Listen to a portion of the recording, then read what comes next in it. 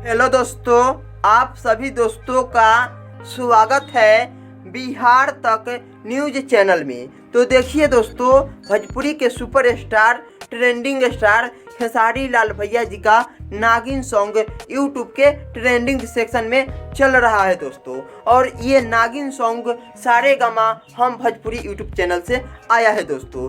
नागिन सॉन्ग में मेन किरदार के रूप में काम किए हैं दोस्तों भोजपुरी के superstar trending star Khesari Lal भैया जी, और भोजपुरी के सुपरस्टार हीरोइन श्वेता शर्मा जी भी काम की हुई है दोस्तों। नागिन सॉन्ग सारेगामा हम भोजपुरी यूट्यूब चैनल से आया है दोस्तों। भोजपुरी के superstar trending star Khesari Lal भैया जी का लगभग सभी गाना यूट्यूब के नंबर 1 ट्रेंडिंग सेक्शन में चलते रहता है, और भी गाना ट्रेंडिंग सेक्शन में चलते रहता है। बहुत अच्छा लगता है, भोजपुरिया समाज के लिए बहुत बेहतर लगता है दोस्तों।